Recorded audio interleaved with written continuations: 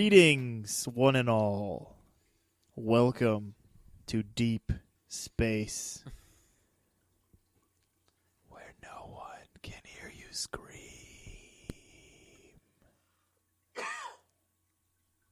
And now there was a cough. Yes, hello, welcome. On this episode, in preparation, in anticipation, in some other Asian word, we are going to be doing a rundown of the Alien franchise because of the new movie coming out, Alien: Covenant, starring people. Catherine Waterston's in it, Michael Fassbender, Danny McBride, Billy Crudup, yeah. Where's he been since Watchmen? James Franco. Apparently aging, I guess. Yeah, he does look older in this. It's funny. It looks like he's pushing 50, honestly. Is James Franco going to have a big role in this one? He's supposed to be playing the captain of the ship. Well, he's dead. And rest in peace, Tom Skerritt. I only saw one trailer, and it seemed like he wasn't, kind of implied he wasn't going to be in much of the film. He's supposed to be... Yeah, he's not in many of the trailer stuff. Yeah. Seems like it's McBride, Crudup, and then the lady from Fantastic Beasts, where to find them. Which, are you worried that Danny McBride is one of the leads in this movie, Dakota? I feel like he is. Is the lead? I feel like he's essentially like the sidekick to the main one, which is I can't remember the actress's name. Catherine Waterston? Yes, Catherine Waterston. Sam Waterston's daughter? That's my worry with this movie. Danny McBride, whatever, you know. I have not seen her in a movie that I thought she was good in yet. And, I mean, maybe the movie was okay, but she's not good. I didn't like her in Fantastic Beasts. Okay. I thought she was emotionless, and everybody was acting to a board when they talked to her, honestly. All right, then. The surprise for me in Fantastic Beasts was Dan Fogler. Yeah, a lot of people. I thought he was actually... That was the first time I liked him in a movie, honestly. But yeah, and so it'll be interesting to see how this cast they brought together. It seems like Ridley Scott's kind of going back to the roots, kind of putting together this ragtag team that's colonizing.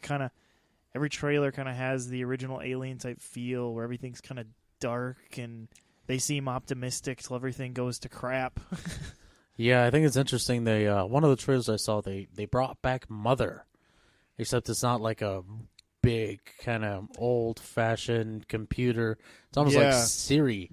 Yeah, and I thought, oh, that's interesting. Apparently, between this movie and Alien, Mother evolved essentially. Yeah, and that's always the tricky part when you're doing a many years later prequel to one of your old classic sci-fi movies, because I think the same thing happened with like the prequels of Star Wars, where it's like, why does everything look so clean and fresh or whatever? And part of that is explained is that the rebels were, using junker things because the Empire had taken everything from them. So I think that's easily explainable there. Look at me defend the prequels. Good for me. Oh no, guys. But there are times when you do watch like prequel sci-fi movies where you're like, this doesn't really fit the timeline. Why would they have such better technology and then go to this clunky stuff? And so it will be interesting to see how some of that plays out. It's funny we're having this talk because I feel like we're going to have it again later when we see the new Blade Runner. Well, that's the other one. There's another Ridley Scott movie. That one's a sequel. Yeah, that's a straight-up sequel. So it depends on how long after it takes place. Well, 2049. It takes place in 2049. Yeah. And the first one takes place in... I think it was 2019, maybe? I was going to say 2019. I think it is something like that because it's pretty soon to where we are now. Yeah. And so, and Harrison Ford is older, things like that. So I think they had to play with that a little bit.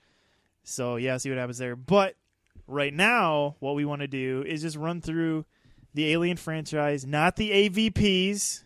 They don't count. They're being excluded. They're dumb anyway. Let's just clear the air. They're terrible. All right, now that we've done that, let's go back Pretty sure we're not getting much hate mail for you saying that either, which is strange. I mean, usually we got to worry about offending people. You guys, you would not believe how much hate mail we get. It's ridiculous. I just have them go to spam now. I'm just kidding. We just get love mail. No, that doesn't sound good either. Fan mail? There it is. Let's go with that. More like appreciation mail. Appreciation you guys do okay, yeah. Oh, appreciation mail. That's a mouthful. But that's what we're going to do. We're going to run through the Alien franchise, going back to the bygone age of the 70s when there were so many iconic movies made. The 70s was an amazing decade with Alien being right at the end of it. Yeah, I think it's kind of interesting. This movie, apparently somebody found like an old article in this magazine, and they were talking about how this movie was the original Alien was supposed to be the antithesis to Star Wars. For those of you who don't know what that means, it was essentially like the exact opposite of Star Wars. Stop using your word-a-day calendar words, Dakota. Hey, I've used that before. You're my antithesis. No, it's a good word. You're right. That's a good word. It works here, and you're right. Yeah.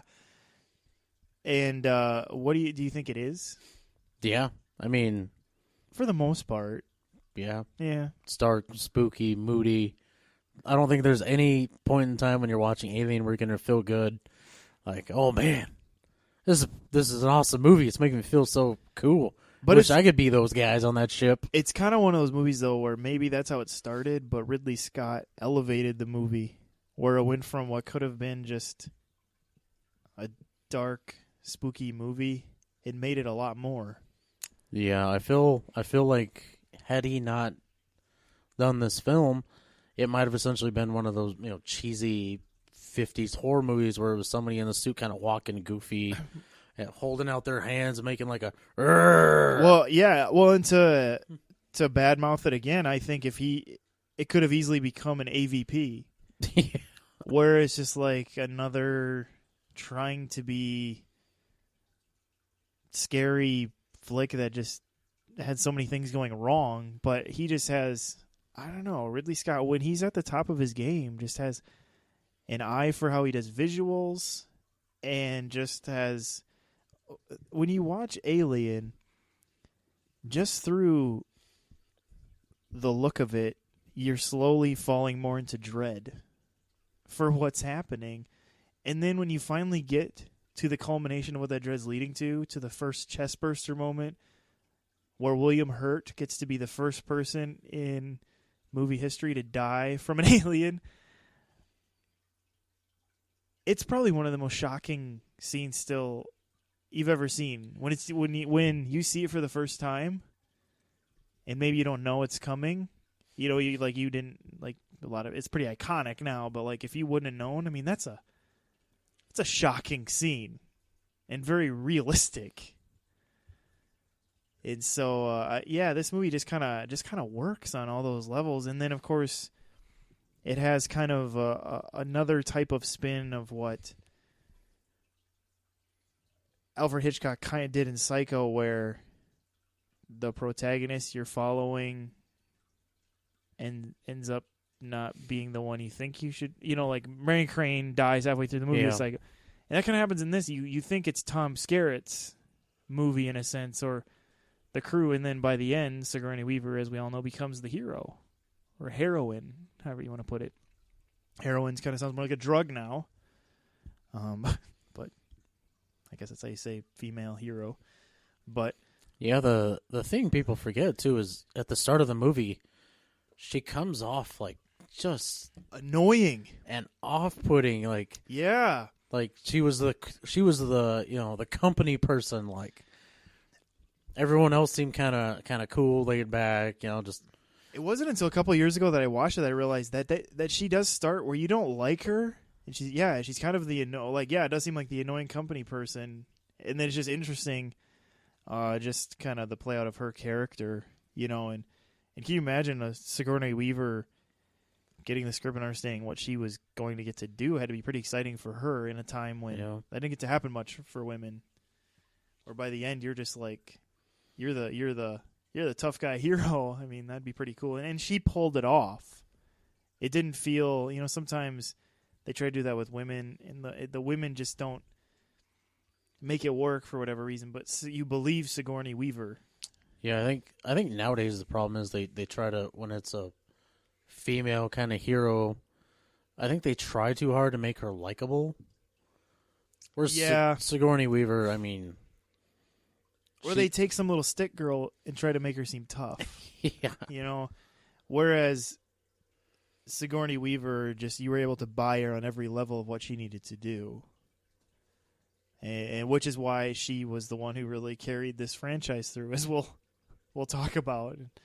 And why they really kept making them was her willingness to come back, really, in a sense. But yeah, Dakota, when did you see Alien for the first time? Oh man, I was pretty young. I think I was about 13 or 14. Okay, right around that time when that's a pretty interesting age to see this movie. That would have left a pretty good impression, I would imagine. Yeah, it was on TNT, so it wasn't wasn't the full version. Yeah, I thought it was interesting just because, I mean, like I said, it in the wrong hands, it would have just been this really kind of, and with not as much money, it would have just been like a B movie, just straight B movie. Yeah, that that sci-fi would play on like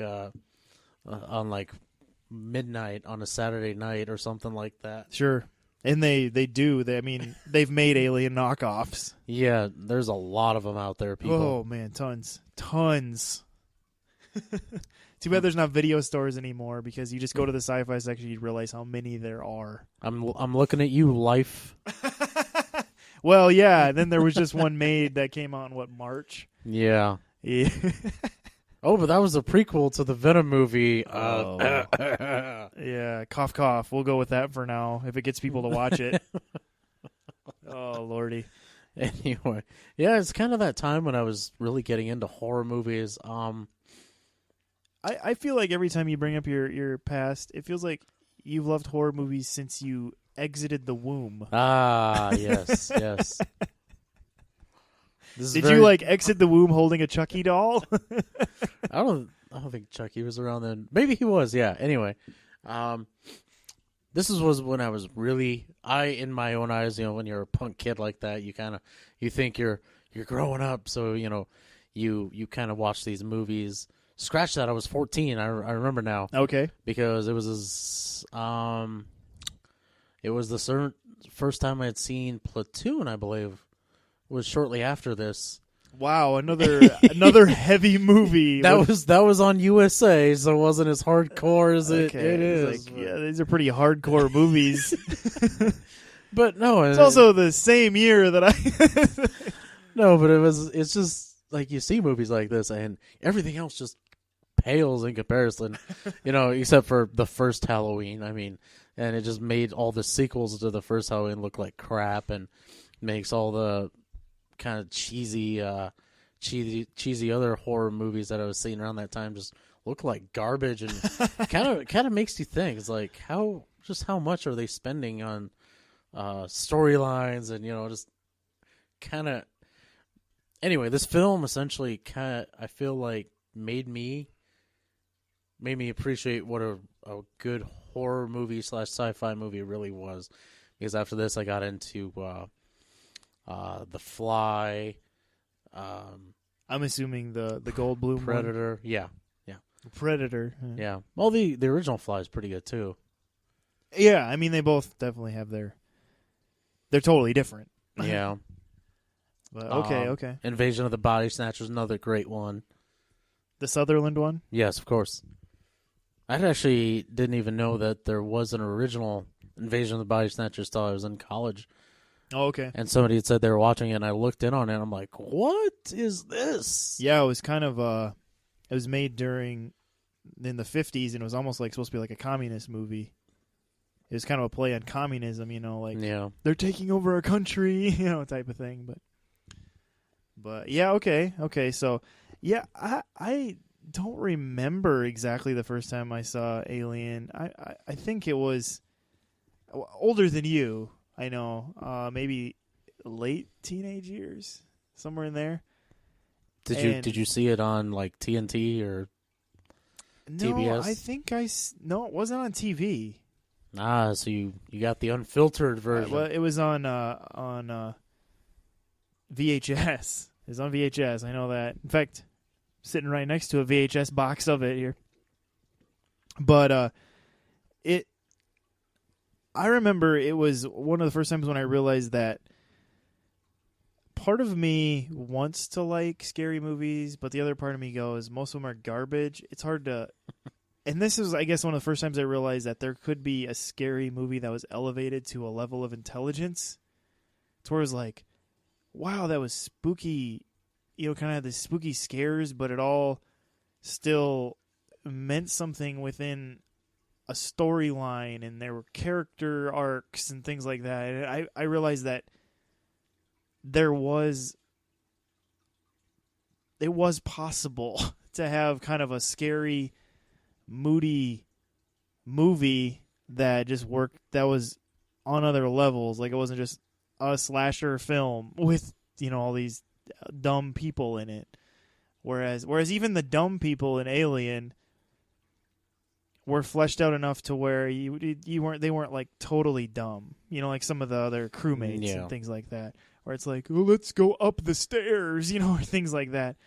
And I don't know. I mean, and this is one of those movies where it could pretty much be released today.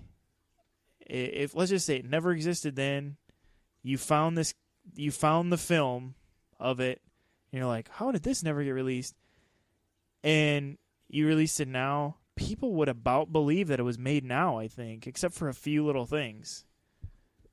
Maybe like haircuts and the fact that Tom Skerritt had a beard, like a 70s beard. Yeah, and then... I think but it really holds up, is what I'm getting at. Yeah. I mean, which is interesting because a lot of sci-fi from around that time really doesn't hold up well. No. In fact, Star Wars and Alien are about it. They're about the main ones that hold up. And then when you get into 1980s, when Blade Runner comes out, which a lot of people would say that still holds up too. And for the most part, it does too, I guess. But it's about it. I mean, you look at anything else, and it's like it was either cheap or they were just way off on certain technology things, or they did something else that just really dated it and just really hurt it. But the other thing I thought really worked with Alien was the soundtrack, which I think was Jerry Goldsmith, wasn't it? Yes, it was. Oh, man. I'm telling you, guys, Jerry Goldsmith, he is a forgotten soundtrack master. He's done some movies where some of these movies, I bet if you watch them without the music, are great. Or like they're good, I should say. And then I think when they get the right guy to just brew up this music for it, they can just elevate it to another level of greatness. And I think that happens with Alien. I think his soundtrack really helps just bring in that next level of like dread and uneasiness. That happens. Or when to kind of pull it back too, obviously. Yeah. One thing about this movie that I always loved, it was essentially set in the future. Yep. But people were still the same. I mean, it wasn't like Star Trek where, everybody was, walking around wearing tunics and, talking very sophisticated. It was just guys in space. That's another thing that helps it hold up is that, you'll watch these old movies and they're like, in the future of 1997. And they have people wearing like, what they always do with like futuristic, where everybody's wearing like jumpsuits that are shiny and we don't have to do anything. And then, of course, 1997 rolls around in 15 more years. They act like in 15 years this is going to happen or something. And we have none of it. And so I think, the fact that they were just like, they were on a spaceship in space. That's the future of it. But they were still like normal people. Yeah. Yeah, it really keeps that reality there. So. Yeah. But, and then another thing, this movie had like a lot of kind of ideas that I think really kind of help it too. Like, the whole idea where they get in this chamber. I don't remember what they call it. And then they essentially just go to sleep, and the ship would keep moving throughout space. And then when they got to where they're going, they'd wake up. I thought that was great. The whole idea that we were going to have artificial intelligence that looked and acted just like people, but were essentially still machines down to their core. I mean, that was another great thing. Yeah, this is like a knockout performance by Ian Holm in this movie as the android, I guess you call it, or whatever. But do they even say he's an android? I don't know if they really say what he is, but you don't even know he's that at first. It kind of ends up being a little bit of a twist in the movie, and then it starts Sigourney Weaver's character in the later movies of having a mistrust for robotic people, whatever they call them, androids. I don't remember if that's what they call them, but artificial intelligent humanoids. Yeah, Ian Holm does not come off as having like this physical threatening presence, but in this movie there's a scene where he does kind of let loose, and he almost kills Sigourney Weaver's character in this pretty violent scene. Mm-hmm. And even things like that, just the whole film just kind of kept you on your toes. Mm-hmm. Yeah. This film really works and all that, and so it ended up being, a massive success, which leads you to go, and then the way the movie kind of plays out is like, how do you make a sequel to this? Well, 7 years down the road, because like 1986 it came out, right? Yeah. You have Jimmy Cameron come in and have an idea of how to make a sequel. But his idea for a sequel is to not do a horror movie, but just make it an action movie, which is interesting.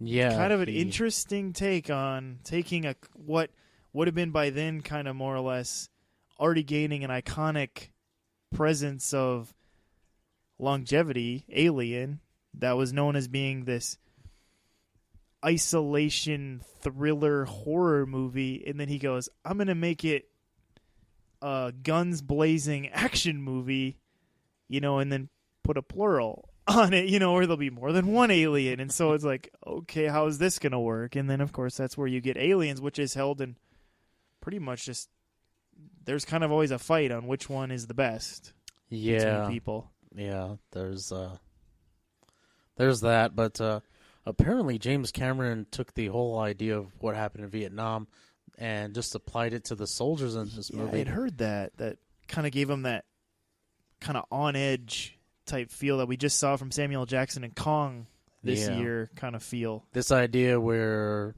the soldiers and aliens represent America, where they're like, oh, we've taken on everybody, we could beat anybody, we could do anything we want to do. And then kind of throws them in the situation where they're SOL. I mean, it gets down to the point where, they have nothing against this giant horde of aliens. Yeah, that's right. It's not just one. It's like, I don't think they say how many, which you're supposed to assume it's a lot. Yeah, I'm trying to think if we do have a number. But we should also talk about, Dakota, why don't you bring us in? How does Ripley come back into the mix here too? Like how do they kind of tie that in? Because part of it is, I think James Cameron smartly, and maybe the studio said, you have to, I'm sure James Cameron's script had Sigourney Weaver involved, but why don't you bring us into how he made that work? Well, the movie starts off essentially where we left Ripley. She's just floating in space, asleep. She gets picked up by this ship, and you find out that her ship had gone off course, and so far that I believe can't remember if it's under 100 years or over 100 years. I think it's under, because her daughter's still alive. It's under. Isn't it only like 47 years or something? Ooh, I was thinking it was more than that, like 80-something. Oh, maybe it was. Yeah, anyway, she's drifted and a lot of time has gone by. Yeah, but she gets woken up and taken back to Earth, and I thought that was cool about this, too, because when people bring up the Alien franchise, they kind of forget it was a sci-fi horror movie. She is essentially kept on this space station above Earth which looked pretty cool. And you know, she's essentially, they're keeping her there to kind of make sure she's better, because they were worried that something might have been wrong with her, because she was in, once again, I can't remember, hypersleep, I think is what they call it. Yeah, like hypersleep. But she had been in hyperspace so long. And then, you know, she goes to the company, tries to tell them what happened. Oh, I said 47, didn't I? I just found it. She was in hypersleep for 57 years. Oh, okay, not that. I knew it was like 47, 57. So. Yeah, but she had spent so much time in there. Her daughter had grown up, become old, and passed on. I think so. Is what happens, and she essentially is just kind of stuck. I mean, she's renting this small apartment. She's working a crap job, you find out. And eventually, the company, Wayland Yutani, comes looking for her, and they find out that this colony on, I believe the planet was called LV-427, where they found the crashed ship that contained the alien egg. A colony. Oh, isn't it LV-426?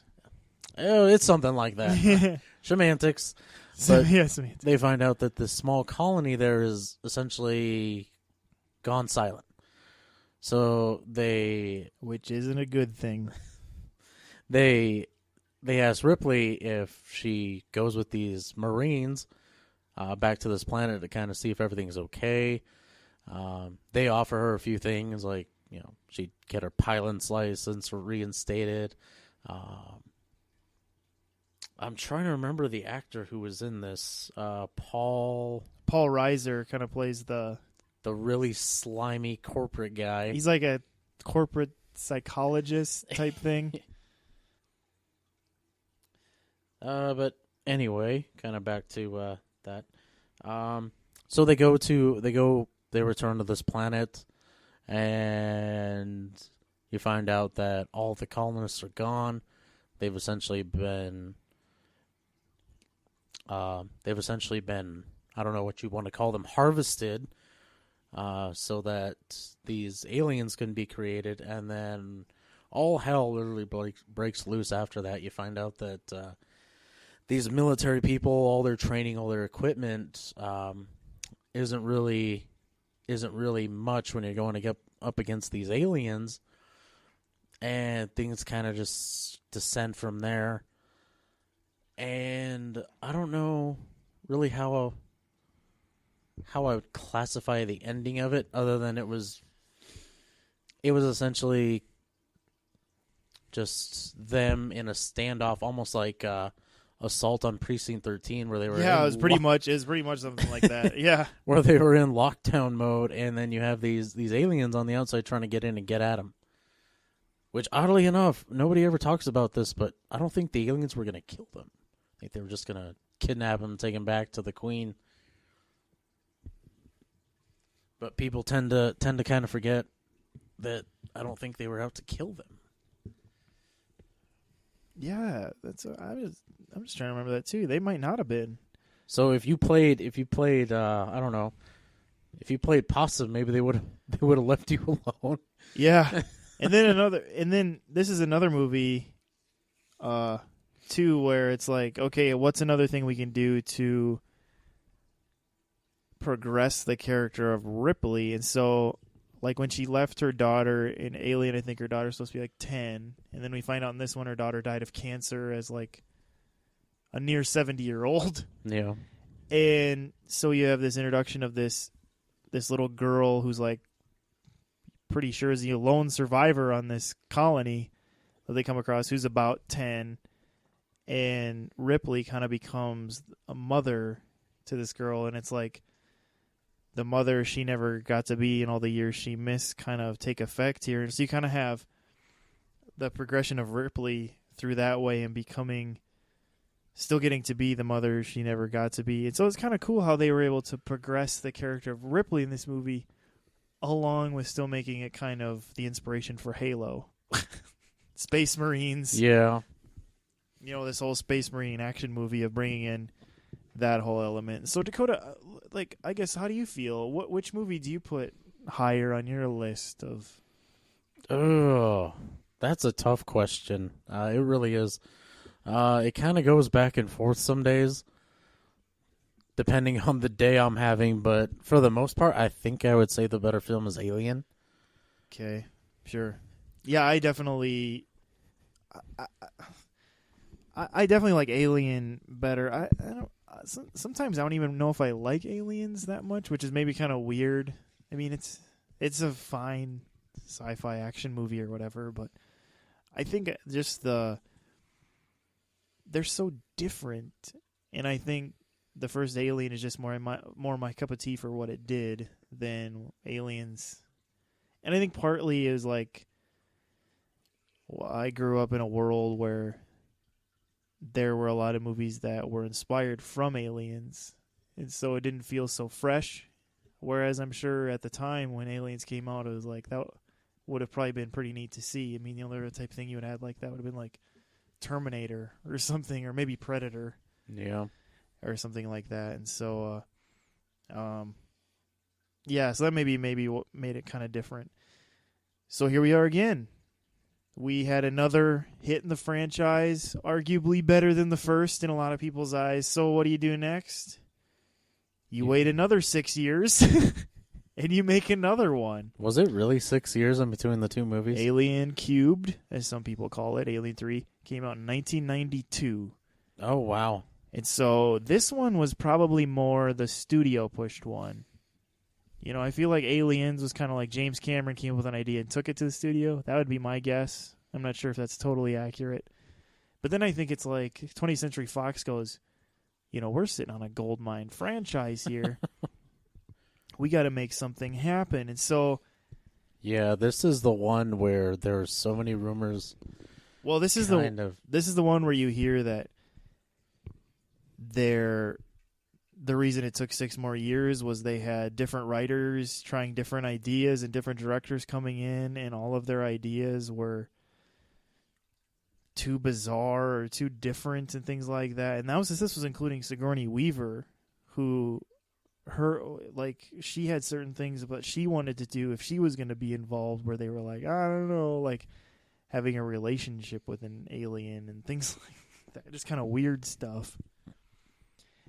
But the end result ended up being finding first-time director David Fincher, who had done music videos, very popular music videos for Michael Jackson and Madonna, I believe, and saying, hey, famous movie music video director David Fincher, direct this movie for us.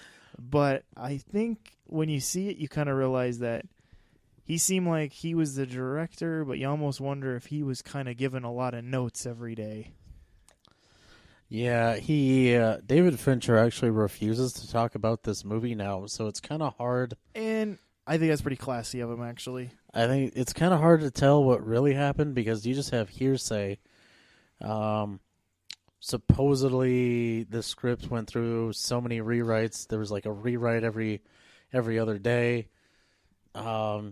Like entire story plans were completely trashed. Like originally, Ripley was supposed to have crashed on another colony world, or her ship was supposed to. This one, however, with a giant city, and it was going to be more akin to the first one, just bigger, or the second one, just bigger. Yeah. So many just stories about this Alien 3, the movie that should have been, but this is the most interesting thing I find, is that you realize that when they started commercializing it to when they actually were making the movie, it must have changed the plot line, because a tagline for it is, in 1979, we discovered in space no one can hear you scream. In 1992, we will discover on Earth everyone can hear you scream. This movie doesn't take place on Earth. Yeah, it takes place on a maximum security prison planet. Apparently, at some point, this was going to be on Earth, and they changed their mind and forgot to switch the tagline. Yeah. Well, from what I remember, the trailer The trailer was actually released before the movie was, I think, even filming, and that's why that happens. Yeah, because the trailer is mostly just words and like an egg or something. Yeah. And then I know part of it that's kind of fueled the mythos of this movie is that there's supposedly concept art of, different type of aliens, more Marines, except subtly different, just a giant city akin to the one from Blade Runner, and just all this stuff that they had planned to use, but it's like they kind of just said, screw it. Yeah. We're going to go with the minimalistic we're going to go minimalistic as much as we can, because this movie really doesn't have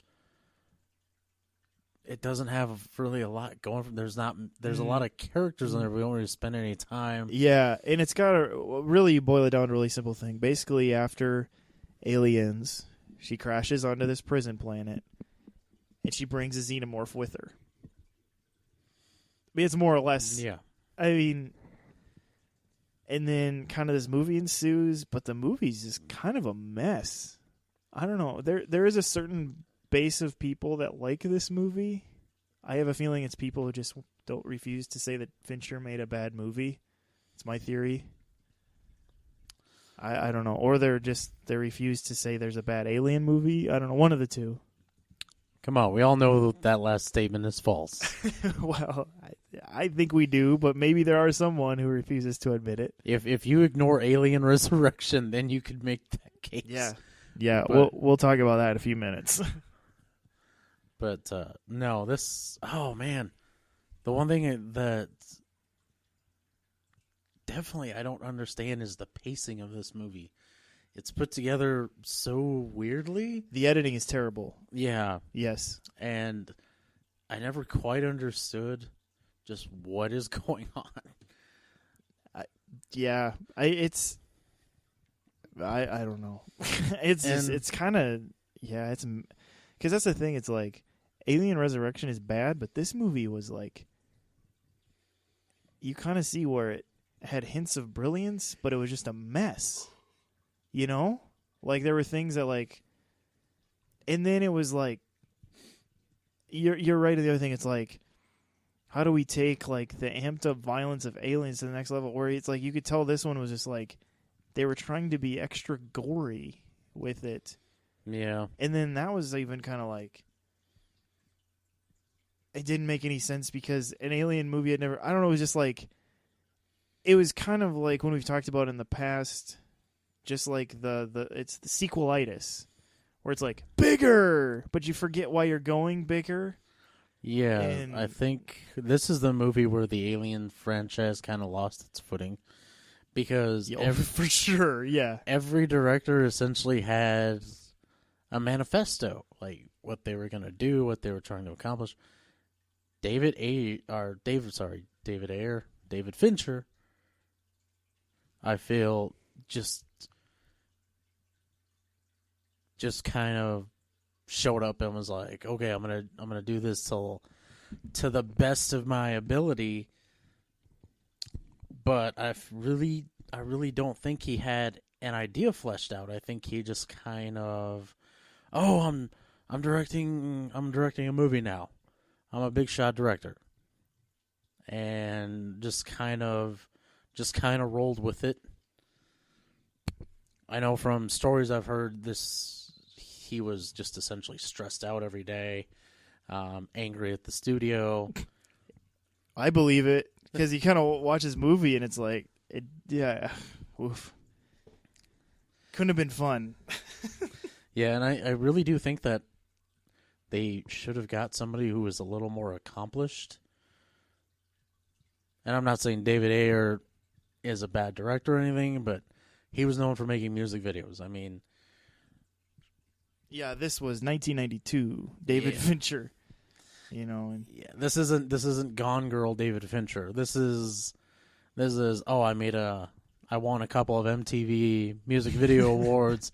Yeah, now's my time in the big top, and part of me part of me definitely wants to say, although I have no proof, that this was just completely mishandled by the studio. I mean, they could have made an alien movie without Sigourney Weaver, but of course it's like, well, who's going to go see it then? It's like, well, just bring back Michael Biehn. Everyone loves Michael Biehn, right?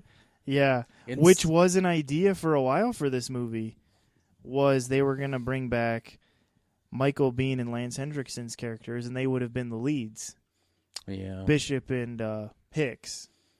And then that was one of the early ideas that got thrown out, which almost makes you wonder, like, would that have been a good idea? It might have been. Yeah, if you were attempting to go bigger than Aliens, I think it would have worked. Yeah, or at least somehow continue that on. But yeah, this one ended up just kind of being like, I don't know. Do you like this one at all, Dakota? I do. Nowhere near as much. I mean, it's kind of one of those things where if you're gonna watch it, you kind of have to power through it. Speaking of, if you're going to watch it, you have to power through it. Let's move on to Alien Resurrection. Oh. I don't even know if you can power through this one. It's just rough. And not for the reasons where it's gobbledygook, but for the reasons where it's like... I'm going to start this off by just pointing out that Joss Whedon wrote the script for this movie. He did. You're right. And as much as he says it was changed, I still kind of just want to believe this was his baby. A part of me just says, I feel like this was you. Why can't you just admit it? I think he has the sole writing credit, doesn't he? Yeah. I just looked at it. The characters were Dan O'Bannon, of course, and stuff, but he's got the sole writing credit. I mean, obviously, that doesn't mean they still could have tweaked it, but it does. You do wonder. Yeah, it's a little more than he wants to admit. Yeah, nobody wants to admit like a giant figure. I mean, that's essentially what this movie was. My favorite, though, is that People magazine is on the cover of the VHS and stuff of this, and it was said, Insurrection, Resurrection rocks. And it's like, oh, man, People magazine probably lost a little bit of credibility after that one.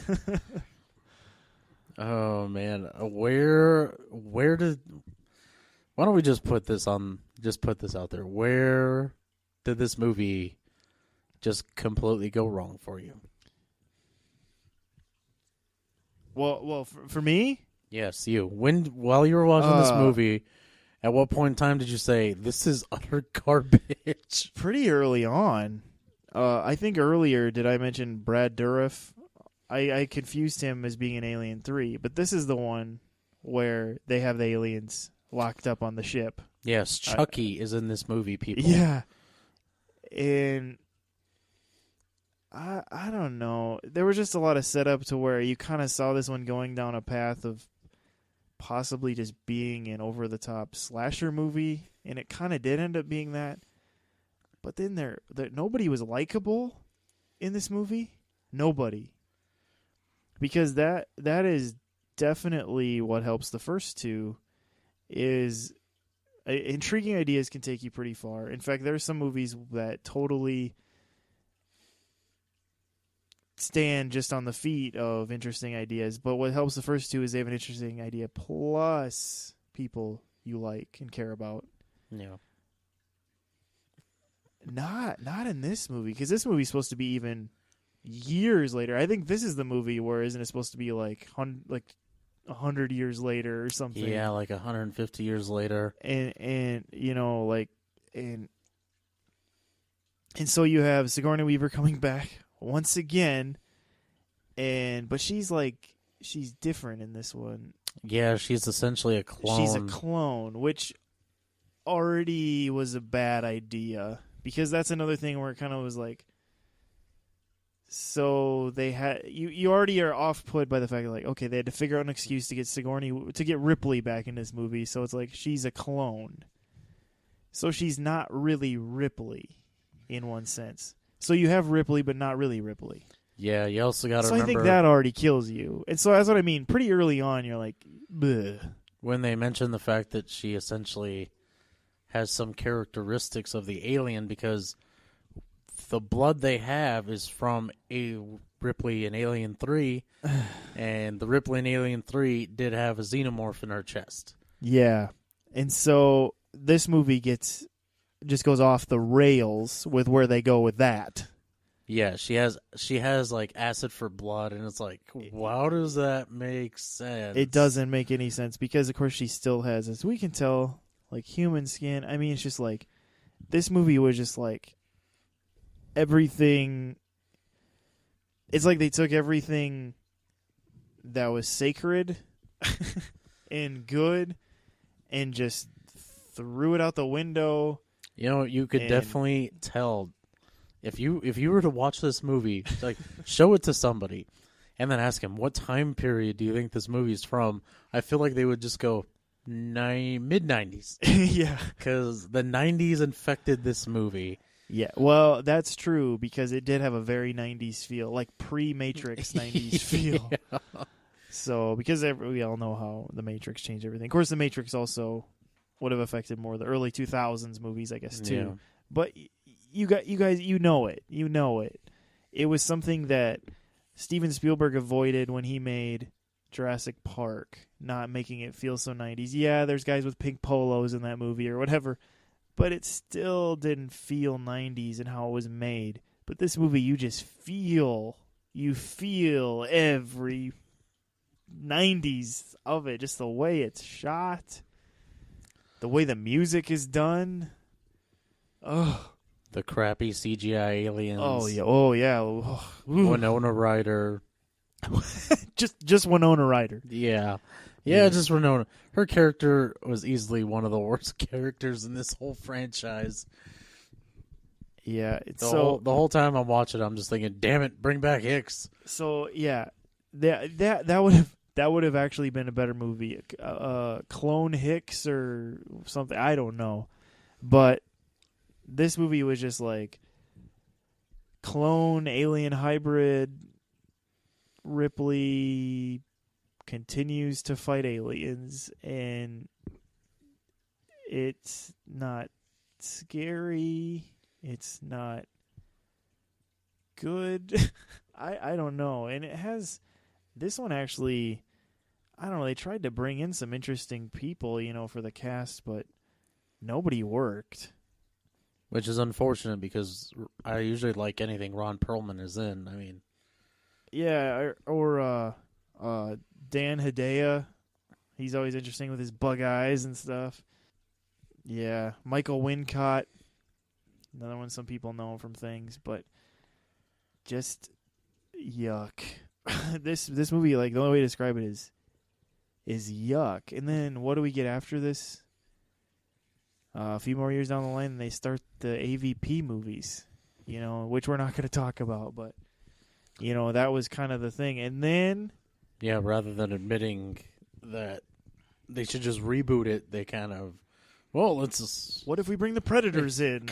Yeah.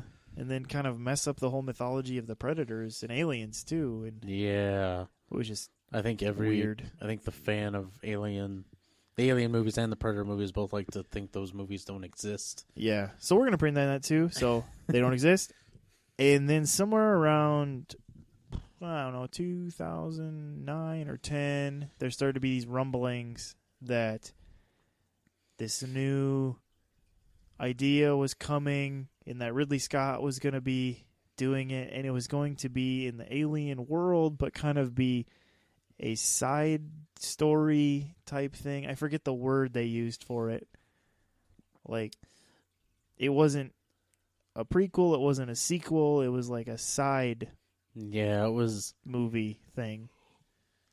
And that was Prometheus. Which just goes to show you that nobody had any idea what they were doing from the get-go.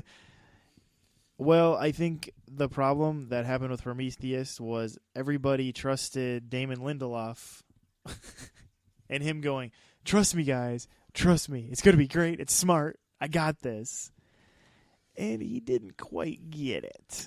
I really feel like Ridley Scott didn't have an exact fleshed out idea either. I think that really hurt it.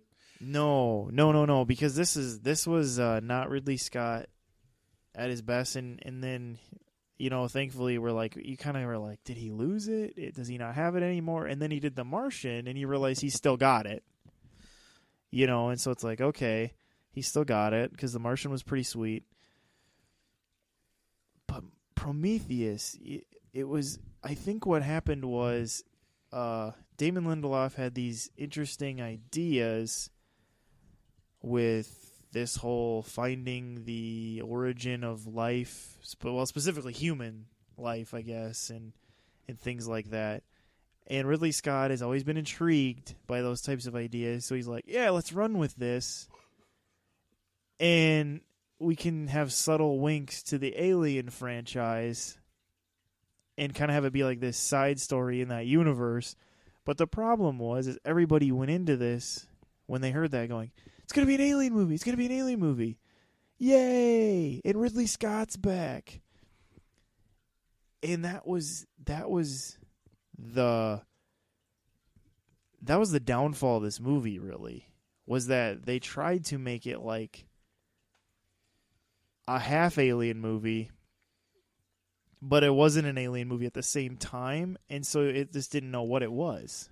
Yeah. And it was super predictable because of that. Yeah, from what I remember, essentially what this movie was, even though it wasn't supposed to be a prequel, what it was supposed to do was just generally kickstart not even a trilogy of movies, but a series of movies that were eventually going to lead to Alien, which the idea I think he originally had was like 5 movies, though. 5 movies that are going to lead up to this prequel. Yeah, it was supposed to lead up to the prequel to Alien. So really you had like 6 movies he had in his mind. And that just kind of sounded like he had some grand plans, but at the same time he didn't really know what he was doing with this one. Yeah, it's like he had like this napkin idea, but he wasn't quite sure how to carry it out, which is why I think now the next one has nothing to do with Prometheus mostly, and they rebranded it as an Alien movie. Yeah, just from the trailer you could tell they're going back to the roots with this one. Yeah, definitely. And hopefully Ridley's going back to his roots. Yeah. Of what he's good at and what makes his original movie hold up, which is something we haven't really seen. None of them have held up since Aliens, really. I always think that's pretty unfortunate. You got, I just realized I'm going to be talking about Fox, essentially. You have these great movies in this franchises, and then the movies themselves are kind of just, some of them are just kind of meh. Like you have Aliens, and then you have the crappy sequels, and then you have the bastardizations of Alien, the AVP, and it really makes you go, at what point did they go wrong? Like, have they learned from their mistake? Or are they just going to step right back into it? If Alien Covenant grosses like $800 million, are they just going to try to churn one out again right away? Mm-hmm. And are we going to be stuck with another Alien Resurrection? Well, and that's the thing. What if Alien Covenant makes $800 million, but is garbage, and they'll still make another one? I mean, that's, and I guess it'll just be over. We'll just quit and say, fool me twice. I guess at this point it's more like fool me twice or 3 times. But hey, at least if it's successful, we will eventually see how that ship wound up on the planet that Ripley went to. Yeah. Just hopefully it all comes together before Ridley dies. Which, that's the other funny thing. How Ridley Scott had this hero, Ripley. It's like a female version of him, I think. So, yeah. Suppose he had a tough job trying to find a woman that looked like him, though. What do you think, like Prometheus? how do you feel about that movie, Dakota? Totally. I mean, I know it's like nobody. It's hard to have real strong feelings of love for it, but what do you feel there's things that worked about it still? Yeah, I mean, one thing that I think they did right is the beginning of this movie. I'm not talking about where you see the half naked alien who like takes that drink in his body. The engineers or whatever. Yeah. I'm not talking about that part, but on the part where you see David, the AI on the ship, you catch him watching a movie, playing basketball. He changes his hairstyle.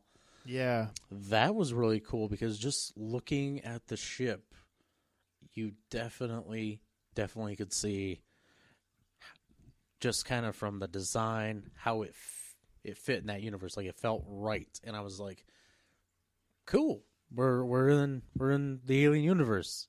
Mm-hmm. And the captain, El Capitan, is back at the helm. Mm-hmm. Let's see where this goes. And then it was kind of just a slow nosedive into WTF territory after that. Yeah. I will admit that I was intrigued by the whole engineer thing at the beginning. Like, okay, where's he going to go with this? What's it going to mean? But I feel like that all got lost in the mix of the rest of the movie between the scientists being the dumbest scientists there are, and I'm talking dumb on every level of dumb, and then how it just became like a really predictable jump scare movie really by the end, and just it's like it was weird to watch a movie start so intriguing and interesting and seem to have these possibly original ideas, and then just all of a sudden, to use your term, you just use nosedive into just a run-of-the-mill predictable sci-fi palooza. And so that's why it's like going into this Alien Covenant, it's like, I don't know, it's almost like they have to step back and just reevaluate. Hopefully they've stepped back and just reevaluated, like, what do people really like about these? What made the good ones good? Yeah. And I don't know. They were just like, I mean, it's pretty bad when the only person you really liked in Prometheus wasn't even really a person. It was a synthetic or whatever they call him, David, and then even his character, like, there was a lot. I don't know. There was a lot of just not a lot of clarity with a lot of things there. And then there's the whole, like, no one could quite figure out if Charlize Theron was supposed to be a robot either because she was so emotionless, and it's like, is she just trying to be? It was just very confusing. And yeah, it was disappointing that you have someone like Idris Elba. Yeah, in the Alien Idris franchise. Elba was just wasted. Yeah, just totally wasted. A lot of people speak pretty highly of Charlize Theron, like whatever, but Idris Elba, yeah, what a waste. Because now he's done. Can't use him again. Oh man, unless they clone him and he's an alien hybrid clone. Oh boy. No, his grandson shows up and he looks just like yeah. Or it's John Boyega who's playing his kid in the Pacific Rim sequel or something. Oh boy. Yeah, it's so much. There was actually a point in time, I saw this in theaters with a friend, and there was actually a point in time where I just stopped looking at the screen and I just like turned to my friend. I was like, "Do you want to just go?" Yeah. And then I love how everybody talks about the scene where she gives surgery to herself using the cesarean option to get the alien out. And everybody's like, "Oh, that scene was so intense, though." I was like, I think it was intense because you were so bored out of your mind to that point, where it was like, finally something is happening. And then the ending of Prometheus was just confusing and just kind of a dumb tease with that alien that looked different. That is like, oh man, I don't know. That's why it'll be interesting to see how this Alien Covenant is going to clear these muddied waters with, I don't know. And this is another thing where it's like, how much do you blame Fox? How much do you blame Damon Lindelof? How much do you blame Ridley Scott with not having a full vision of it all? I don't know. Does Lindelof have anything to do with this? With Alien Covenant? Yeah. Well, he created some of the characters, I suppose, because he would have created David and Noomi Rapace's character. But as far as writing it, I wonder. I don't know. Let's hope not. No, he has nothing to do with this. John Logan is actually one of the screenwriters of Alien Covenant, which he would have written Gladiator. That's right. For Ridley Scott. And he wrote The Last Samurai, which is a pretty good movie. Yeah. But unfortunately, he also wrote Spectre. So there is that there, but Spectre wasn't the worst thing ever. Definitely better than Alien Resurrection, things like that. But yeah, I mean.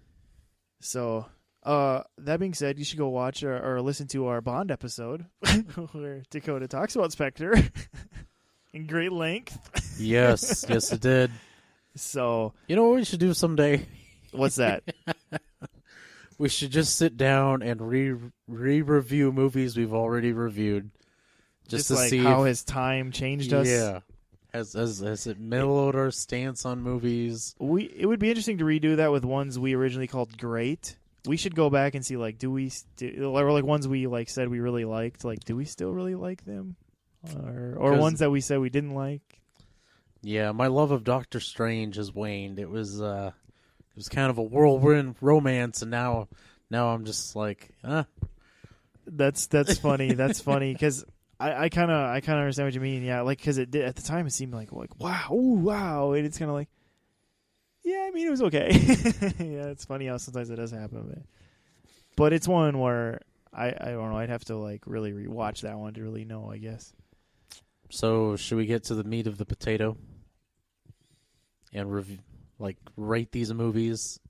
Yeah, like order, like what order we'd put them in. Yeah, I feel like it's gonna go slowly down with you. It's gonna start at an A.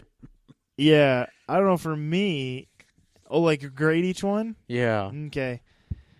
Alien, A+. Oh, I mean, wow, right that's movie making. Yeah. I mean, if you're someone who is like, I want to be a filmmaker, that's one to watch. Like, how do you film isolation? How do you make it interesting? How do you develop character when, in a sense, they seem like they're kind of one-dimensional, and yet they're not in that movie, you know? And so I think it's a really good study in building tension, because it does in a sense start quote unquote slow, but it's definitely not slow. It just seems like it is because it's building that tension and building that dread to a lot of interesting payoffs. And so I think just for that, it deserves an A+ just in filmmaking, let alone the fact that it's still a great movie. Alien. Okay, maybe we should just each say our grades for each. So Alien, what would you give the first one? Oh, solid A. Solid A. So there, just A. Okay. Aliens. Aliens is still a great movie making. Probably one of the only James Cameron movies I can really say I enjoy. I don't really like too many of his too much. He commercializes his movies so bad to the point where I just kind of get a bad taste in my mouth for them. You know what I find interesting? We're getting off topic here, but what's that? True Lies was one of the biggest movies of the 90s. Yeah. Everywhere you went, people constantly talking about it. I don't think I know a single person I work with, talk to, that has seen it. Yeah. And it's like, well, it was really big in its time, and then it was on TV forever for a while, but the new generation just doesn't know of it or care to see it. It's odd because it was a big freaking deal, and now it's... It was, but at the same time, when people talk about Arnold, you're going to tell people, oh, you got to see Terminator and Commando and Predator and... Conan. Yeah, you're not going to go True Lies, even though a lot of people maybe like it. But you're right. It's interesting how that is. So Aliens, yes. I'd give it just because of personal whatever. Like a B plus. I'm going A minus. Okay, A minus. Yeah, I mean, it's a solid movie. So, Alien 3. Oh. I mean, does it deserve an F? No. Because that's reserved for another movie in this franchise. I think, though, that Alien 3 deserves a D, though. That's kind of where I'm at with that. See, I was gonna give it a C. Okay. Well, I mean, like I said, there are redeeming qualities. If you trim it down to, I think, 30 minutes, it'd be very enjoyable. Like an enjoyable 30 minutes. It's a good TV show. You'd sit down, watch it, bam, like that was it would feel, I think, it'd probably feel more complete in a weird way. It'd feel, I think, more like a genuine Alien movie at half an hour than the way it is now. I can see that. How that could work. Alien Resurrection. There's our F. I just give that an F. There is not hardly a redeemable frame of that movie. Oh, God. I don't want to be that guy and give it an F, too, but I think it just might have to go there. You could always go D minus if you're afraid. All right, Alien Resurrection, I'm giving you a D minus just because I don't want you in my class anymore. Oh, God. Just pass it enough so I can move on. Yeah. Yep. Okay, so Prometheus. Oh, Prometheus, man. To me, I know what I have to give it because it's a middling movie, which to me means it deserves a C. I'm going to go D just because. D? Okay. I think I don't think I've been able to actually sit through it.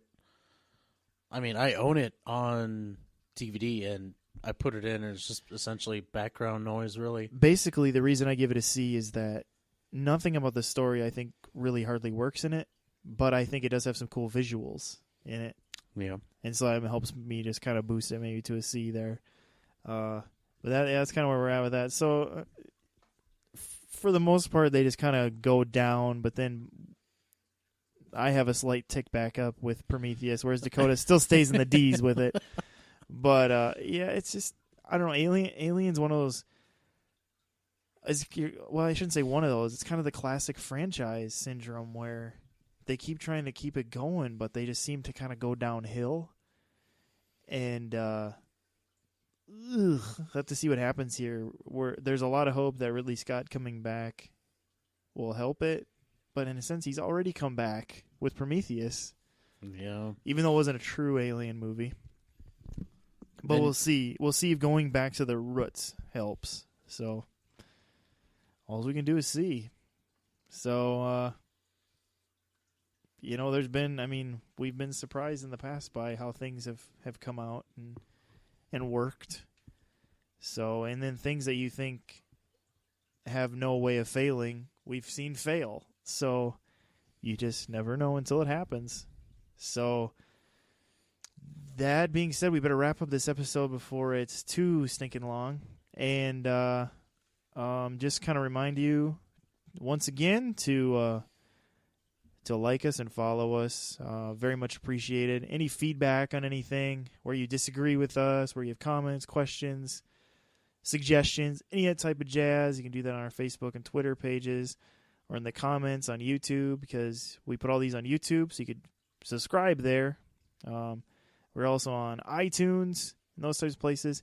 And then the other thing, I don't really bring this up too often, but I think it does kind of help a little bit. It also helps us just to know which ones maybe you like better, to know maybe how to do the show and things we've done is just rate episodes, whether it's on YouTube or iTunes, because then it kind of gives us at least some sort of kind of point to look at and say like, oh, people have liked that one, so we can do more of the things you want us to do.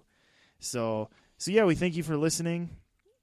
hope you enjoyed this rundown of the Alien franchise, and let's all hope that in not too much time here, we'll all be sitting back going, wow, another good Alien movie. So we'll see what happens. Which would be interesting because that hasn't been said in so long. Yeah, not for a while. A few of those Prometheus people out there, I guess. But that being said, we'll catch you when that happens. So this is Steven. This is Dakota. See you later.